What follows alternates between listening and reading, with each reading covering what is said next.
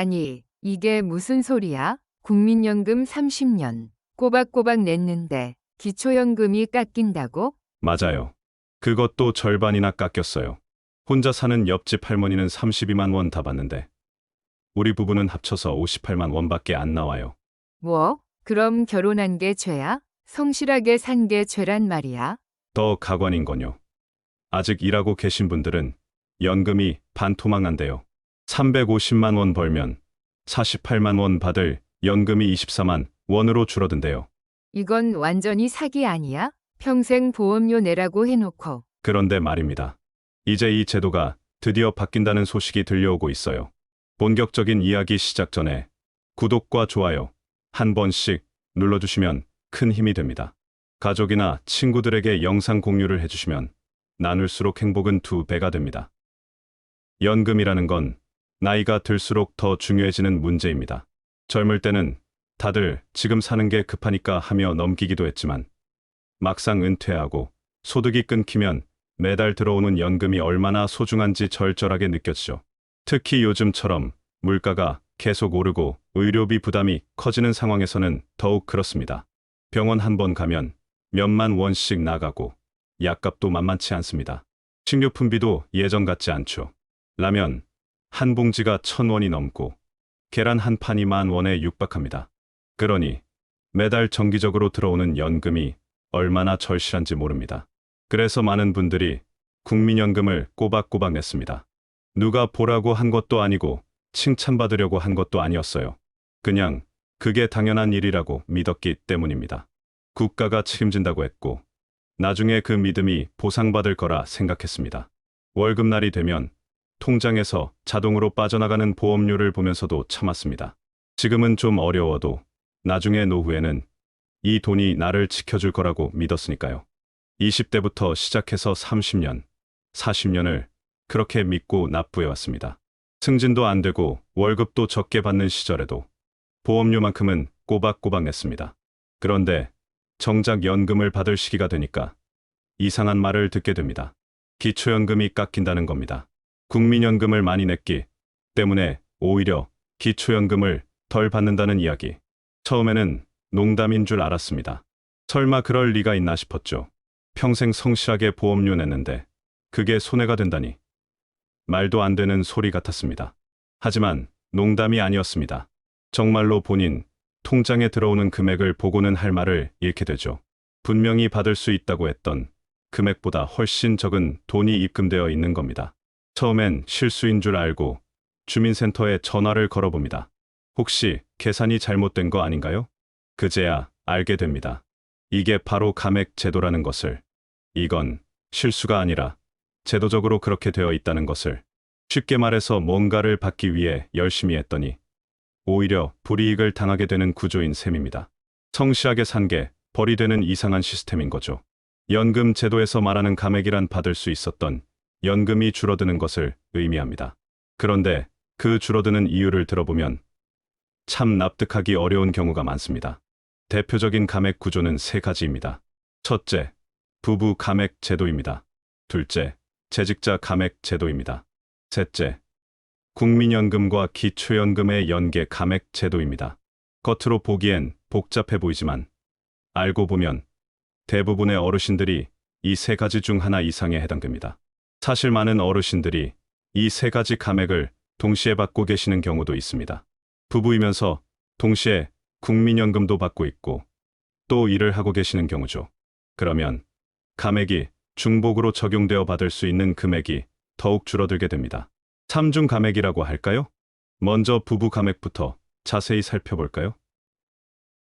이건 말 그대로 부부가 둘 다 기초연금을 받을 수 있을 때 각자의 연금에서 일정 금액을 감액하는 구조입니다. 현재 기준으로 기초연금 최대 지급액은 32만 원 정도입니다. 물론 소득 하위 70%라는 조건을 충족했을 때의 이야기지요. 이 32만 원이라는 금액도 사실 충분한 건 아닙니다. 한 달 생활비로 32만 원이면 턱없이 부족하죠. 월세만 내면 남는 게 없는 수준입니다. 그런데 이마저도 제대로 받지 못하는 경우가 많습니다. 바로 부부 감액 때문입니다. 그런데 부부가 둘 다 받을 자격이 되면 각자에게서 10%에서 많게는 20%씩 감액됩니다. 결국 32만 원씩 받을 수 있던 두 사람이 각자 25만 원, 27만 원 정도만 받게 되는 겁니다. 두 사람 합쳐서 64만 원을 받을 수 있었는데 실제로는 52만 원에서 54만 원 정도만 받게 되는 거죠. 10만 원 이상이 그냥 날아가는 겁니다. 경북 안동에 사시는 정수철, 김영희 부부의 사례를 들어보겠습니다. 두 분 다 68세이고 집은 없이 전세로 살고 계십니다. 전세금 8천만 원짜리 작은 빌라에서 사시는데 전세금도 이제 만기가 다가오는데 집값이 많이 올라서 걱정이 크다고 합니다. 집주인이 전세금을 1억으로 올려달라고 하는데 그 돈을 어디서 구하겠습니까? 국민연금은 각자 10만 원 안팎으로 많은 편이 아닙니다. 정수철 씨가 11만 원, 김영희 씨가 9만 원 정도 받고 계십니다. 정수철 씨는 젊었을 때 공장에서 일하셨는데 중간에 공장이 문을 닫아서 실직 기간이 있었습니다. 그래서 가입 기간이 15년 정도밖에 안 됩니다. 김영희 씨는 파트타임으로 일하셨는데 4대 보험 적용이 안 되는 곳이 많아서 납부 기간이 더 짧습니다. 이 정도면 충분히 기초연금을 받을 수 있는 조건이죠. 주변에서도 다들 받는다고 했고 주민센터에서도 신청하라고 안내를 받았습니다. 서류 준비하고 신청하러 가는 날 두 분은 조금 설레기도 하셨답니다. 이제 좀 숨통이 트이겠구나 하고요. 처음엔 두 분 다 32만 원씩 받는다고 알고 있었답니다. 주민센터 직원도 그렇게 설명했고요. 그래서 연금만 합쳐도 한 달에 80만 원 가까이 들어올 줄 알았죠. 국민연금 20만 원에 기초연금 64만 원이면 총 84만 원. 넉넉하진 않아도 전세 사는 부부가 그럭저럭 살 수 있을 거라 기대했습니다. 전기세, 가스비, 수도세 합쳐서 15만 원 정도 나가고 식비로 40만 원 정도 쓰고 병원비, 교통비로 20만 원 정도면 될 거라고 계산했습니다. 남는 돈으로 만기되는 전세금에 보태려고 조금씩 모으려고 했죠. 그런데 실제로 입금된 건 58만 원이었습니다. 국민연금 20만 원은 그대로 들어왔는데 기초연금이 각자 29만 원씩으로 감액된 상태로 나온 겁니다. 각자 3만 원씩 합쳐서 6만 원이 감액된 거죠. 처음엔 실수인 줄 알고 주민센터에 전화를 했답니다. 그제야 담당 공무원으로부터 부부는 감액 대상이라는 설명을 들었답니다. 부부이기 때문에 각자 20%씩 감액된다는 거였습니다. 정수철 씨는 이렇게 말씀하셨습니다. 결혼한 게 죄인가 싶었어요. 혼자 살았으면 32만 원 다 받을 수 있었을 텐데 평생 함께 살아온 게 이렇게 불이익이 되다뇨. 김영희 씨도 덧붙였습니다. 우리 옆집 혼자 사시는 할머니는 32만 원 다 받으신다고 하더라고요. 우리보다 국민연금도 더 많이 받으시는데 말이에요. 한 달에 40만 원 정도 받으신대요. 그런데 기초연금은 32만 원을 다 받으시니까 총 72만 원을 받으시는 거예요. 그런데 우리는 둘이 합쳐서 58만 원밖에 안 나오니 혼자 사는 게 더 나은 거 아닌가 싶어요. 부부는 경제 공동체이니 전체 지원액을 조정하는 게 맞다는 게 제도의 입장입니다. 두 사람이 함께 살면 주거비나 생활비가 혼자 살 때보다는 적게 든다는 논리죠. 집 한 채에서 살고 밥도 같이 해 먹고 난방비도 한 집 분만 나가니까요. 그러니 똑같이 줄 필요는 없다는 겁니다. 하지만 현실은 생각보다 훨씬 복잡합니다. 노후엔 의료비, 간병비, 주거비 등 부부가 함께 있기 때문에 더 많은 비용이 듭니다. 두 사람이 각각 병원을 다녀야 하고 약값도 2배로 듭니다. 정수철 씨는 당뇨와 고혈압이 있어서 한 달에 병원비와 약값으로 15만 원 정도 나갑니다. 김영희 씨는 관절염과 골다공증이 있어서 한 달에 10만 원 정도 듭니다. 오히려 혼자보다 부담이 더 클 수도 있지요. 특히 한 분이 아프면 간병비가 추가로 들어갑니다. 요양보호사를 쓰려면 한 달에 100만 원 이상 들어가는데 58만 원으로 어떻게 생활하고 간병비까지 감당하겠습니까? 결국 자녀들에게 손을 벌리거나 빚을 지게 되는 겁니다. 정수철 씨 부부는 자녀가 둘 있는데 큰아들은 서울에서 자영업을 하고 있고 작은 딸은 부산에서 직장을 다닙니다. 둘 다 형편이 넉넉하지 않아서 부모님을 경제적으로 도와드리기 어려운 상황입니다. 오히려 명절 때 용돈 받는 게 미안할 정도입니다. 그런데도 둘이니까 줄인다는 기준은 삶의 형태는 고려하지 않고 숫자만 보고 정해진 것 같다는 생각이 들게 합니다. 실제 생활비가 얼마나 드는지, 의료비 부담이 어느 정도인지는 전혀 고려하지 않는 거죠. 그저 부부면 무조건 20% 깎는다는 획일적인 기준만 있을 뿐입니다.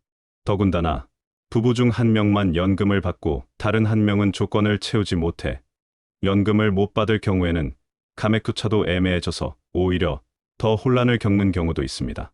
예를 들어 남편은 기초연금을 받을 자격이 되는데 아내는 재산이나 소득이 기준을 약간 초과해서 조건을 못 채우는 경우가 있습니다. 이런 경우 남편만 기초연금을 받게 되는데 그럼 감액이 적용되는지 안 되는지가 애매합니다. 어떤 경우는 배우자가 있다는 이유로 감액이 적용되고 어떤 경우는 배우자가 실제로 연금을 받지 않으니 감액이 적용 안 되고 담당자마다 설명이 다르기도 하고 지역마다 적용 기준이 달라 보이기도 합니다. 이런 제도는 결국 혼자면 유리하고 부부면 불리한 역차별을 만들어냅니다.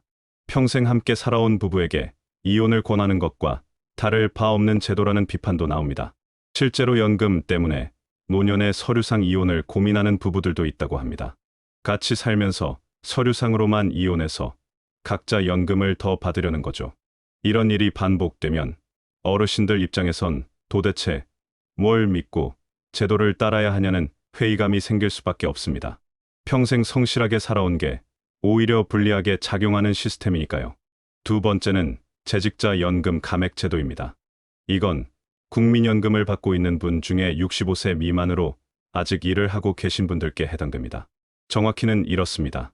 국민연금 수급자가 월 소득이 309만 원을 넘으면 국민연금의 일부를 최대 50%까지 감액한다는 규정입니다. 그리고 이 감액은 최대 5년까지 적용됩니다. 이 제도의 문제는 309만 원이라는 기준이 현실과 맞지 않는다는 겁니다. 요즘 서울에서 월세 살면서 생활하려면 혼자서도 최소 150만 원은 필요합니다. 부부 기준으로는 최소 200만 원은 있어야 하죠. 거기에 의료비, 교통비까지 합치면 300만 원도 빠듯합니다. 서울 월세가 어느 정도인지 아십니까? 작은 원룸도 50만 원에서 70만 원 사이입니다. 방 하나짜리 투룸은 80만 원에서 100만 원을 넘어갑니다. 여기에 관리비 10만 원, 식비 50만 원, 의료비 30만 원, 교통비 통신비 20만 원만 해도 190만 원입니다. 여기에 갑작스러운 지출이 생기면 300만 원도 부족합니다. 그런데 일을 해서 309만 원을 넘게 벌면 연금을 절반으로 깎아버립니다. 그러면 일을 해서 버는 게 나은지, 일을 그만두고 연금을 온전히 받는 게 나은지 고민하게 됩니다.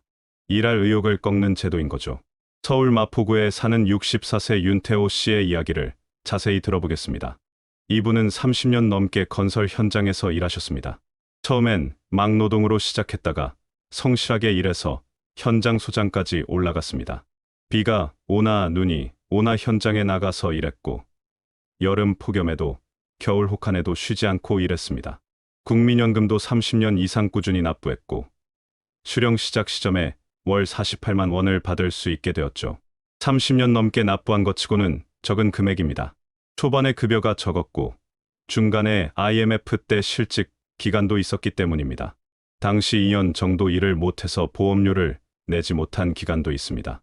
그런데 윤태호 씨는 지금도 새벽 5시에 일어나 6시에 현장으로 출근합니다. 인부 관리와 현장 정리를 맡고 계십니다. 몸은 예전 같지 않지만 일을 그만둘 수가 없습니다. 48만 원으로는 도저히 생활이 안 되기 때문입니다. 월세가 80만 원인데 48만 원으로는 월세도 못 냅니다. 부인과 함께 사는데 부인도 건강이 안 좋아서 일을 못 하십니다. 부인은 국민연금을 받지 못합니다. 평생 파트타임으로 일하셨는데 대부분 4대 보험 적용이 안 되는 곳이어서 연금 가입을 못 하셨습니다. 월급은 약 350만 원 정도 됩니다. 현장 근무자 치고는 꽤 고정적인 수입이죠. 세금 떼고 실수령액이 300만 원 조금 넘습니다.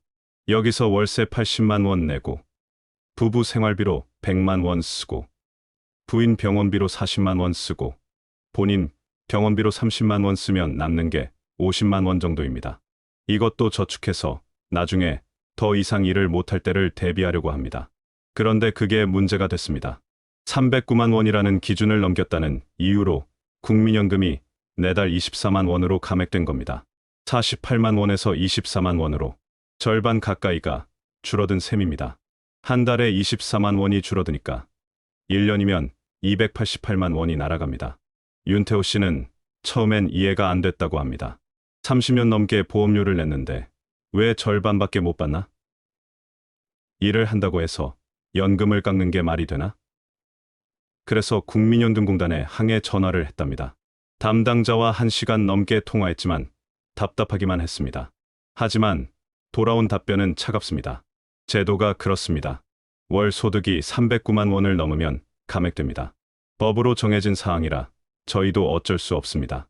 윤태호 씨가 하신 말씀입니다. 연금이라는 건 늙어서 일 못할 때 주는 거라며.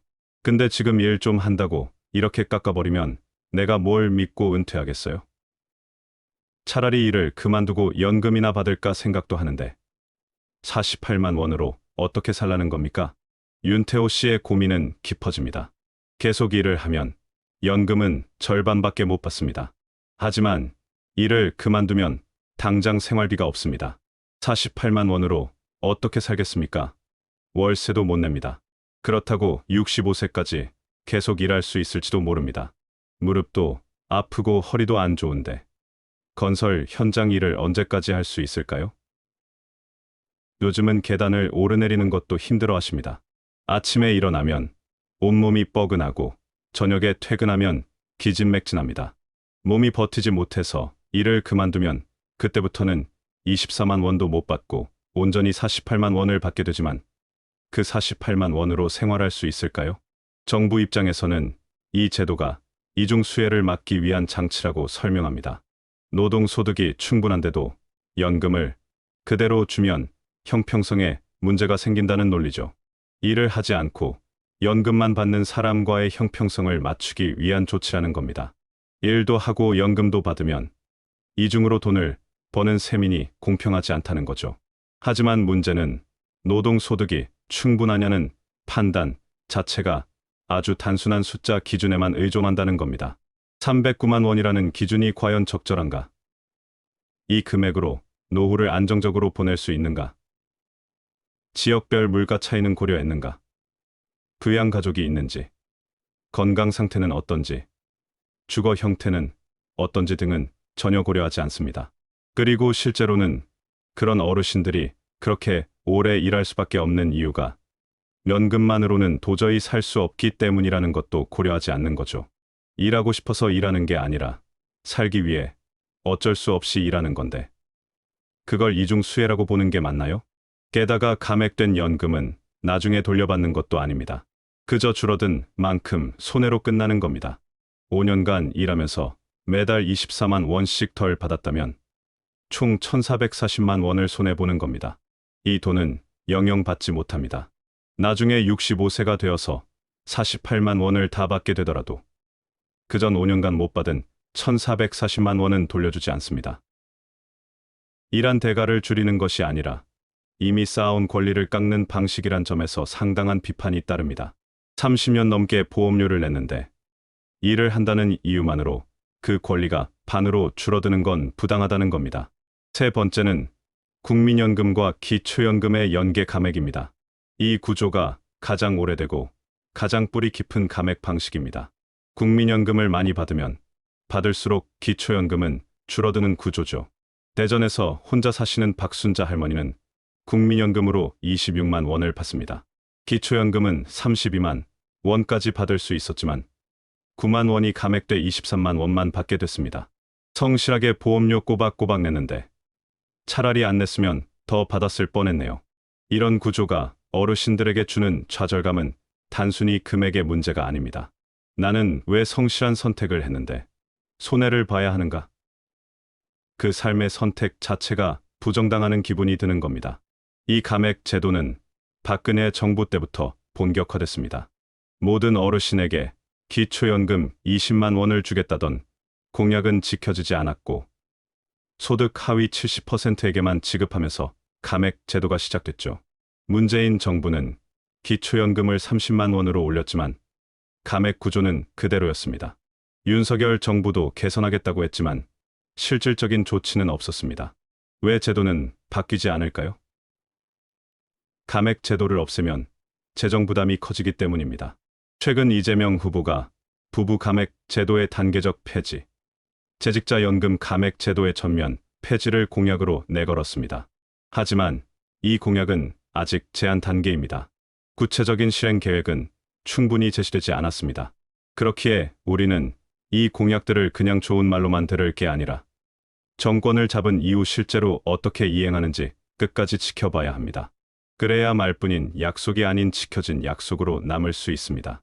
오늘 이야기는 우리가 몰랐던 사이 복잡하게 얽힌 제도와 그 안에서 억울함을 느끼는 어르신들의 현실에 관한 것이었습니다.